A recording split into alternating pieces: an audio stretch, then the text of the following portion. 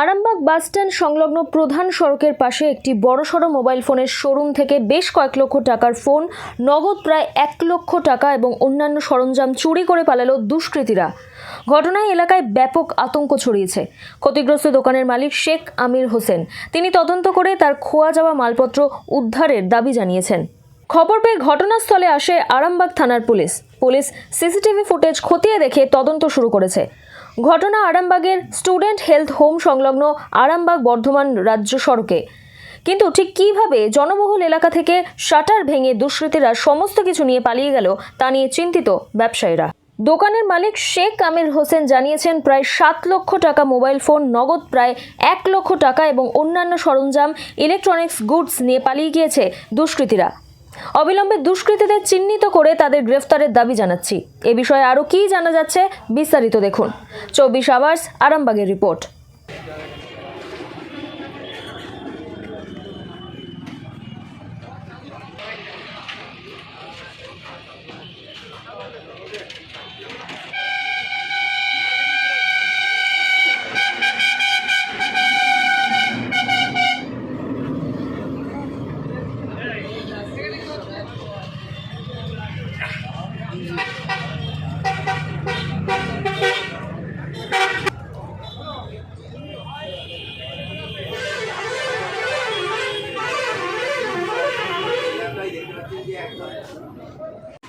সাড়ে 9টা থেকে 10টা নাগাদ বন্ধ করে এরপর দেখা যাচ্ছে যে সেই দোকানেই চুরি হয়েছে। তো বেশ কিছু সিসি ফুটেজ তারা পেয়েছে। যদি ঘটনাটা বলতে, আমি সকালবেলা ঘর থেকে বেরিয়ে এসে দেখছি আমার দোকানের এরকম শাটারটা ভাঙা আর শাটারের তলায় ইট লাগানো আছে।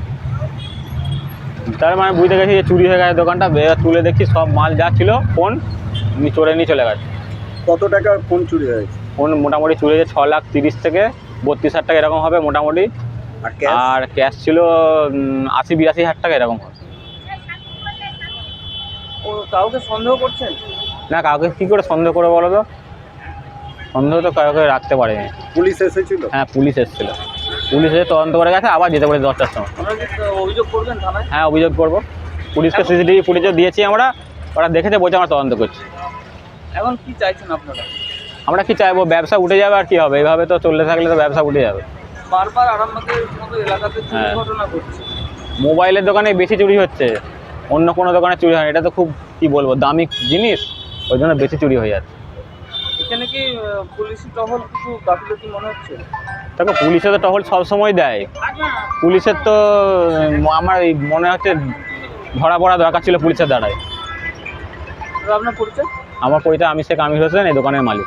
সকালবেলা এলাম, এসে দেখলাম যে এখানে লোকজন দাঁড়িয়ে আছে, এরকম চুরি হয়েছে। এলাম, এসে দেখলাম যে শাটার তুলছে, শাটারটা ভেঙে দিয়ে গেছিলো। পুলিশ এসেছিলো, তুলতে অসুবিধা হচ্ছিলো, সবাই মিলে তুলে দেওয়া হলো। তারপর ভেতরে পুলিশ ঢুকলো, ঢুকে দেখলো কী হয়েছে না হয়েছে, কী গেছে না গেছে।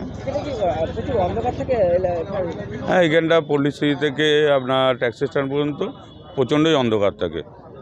এখানটা কোনো লাইটের ব্যবস্থা নেই। দেখুন না, কোনো প্ল্যান নেই আর নেই মাঝখানে। এত বড় রাস্তা কভার করতে পারবে না লাইট। ওই সামান্য লাইট দেওয়া আছে 10 ওয়াট কি 15 ওয়াটের। কখন হয়েছে বলতে, কাল রাত্রি 10টার সময় দোকান বন্ধ করার পর তো ঠিকঠাকই ছিল। ফুটেজ অনুযায়ী দেখা যাচ্ছে যে রাত 2:12 নাগাদ এরকম চুরিটা করছে। এবার সকালে আমাদের এই যে সাইকেল গ্যারেজ আছে 5টার সময় খোলা হয়, ওই 5টার সময় খুলতে এসে কাঁচ ভেঙে পড়ে আছে, শাটার মাখা। তখন যে মালিক আছে আমাদের, তাকে ডাকলো, ডেকে খুলে দেখলো যে ভেতরে চোট হয়েছে অনেক রকম। চোট হয়েছে বলতে আপনার মোবাইল ছিল 35 মোবাইল, এক্সেসরিজ, হাতে স্মার্ট ওয়াচ, ইয়ারবাড, এসব চোট হয়েছে। ক্যাশ ছিল। কত টাকার মোবাইল চুরি হয়েছে? প্রায় ধরুন না 6-6.5 লাখ টাকা। ক্যাশ কত টাকা? ক্যাশ ছিল 72,000 টাকার বান্ডিল ছিল, আর একটা 9,000 টাকার মতন বান্ডিল ছিল। মানে 81,000 টাকা? 81,000 টাকা মতো ছিল।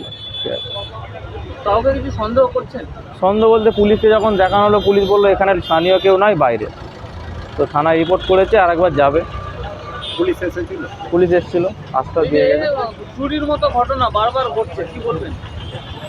স্থানীয় চুরির মতো একদম আরামবাগে যে সংলগ্ন বাস স্ট্যান্ড এলাকায়, এই জায়গায় চুরি মানে একটা বিরাট ব্যাপার। বুকে বিরাট সাহস নিয়ে চুরিটা করেছে, কারণ সবসময় এখানে গাড়ি যাতায়াত করে। ঠিক আছে, যে শাটার দেখে বোঝা যায় শাটারটা বাঁকিয়েছে। তো বাঁকিয়েছে মানে রাস্তাটাকে নিশ্চয়ই বন্ধ করেছে, মানে কীরকম এইদিকে এদিক করেছে, করে তারপর গাড়িটা টেনেছে, তাহলে তো টানাটা সম্ভব হতো না। রাত 2টো নাগাদ এরকম দেখা গেছে করেছে। কি চাইছেন? কী চাইবো, পুলিশের কাছে একটা চাই যে যদি কিছুভাবে কী ব্যবস্থা করা যায়, যদি চোরকে ধরা যায়, চিহ্নিত করা যায়, সেটা পুলিশের কাছে আমরা রাখবো, আস্থা রাখবো। আপনার পরিচয় দেবেন? আমার পরিচয়, আমি মালিকের ভাই, আমাদের এই পাশের দোকান, আমাদের দোকানে এখন কাজ হচ্ছে। আপনার নাম? আমার নাম শেখ আজাদ।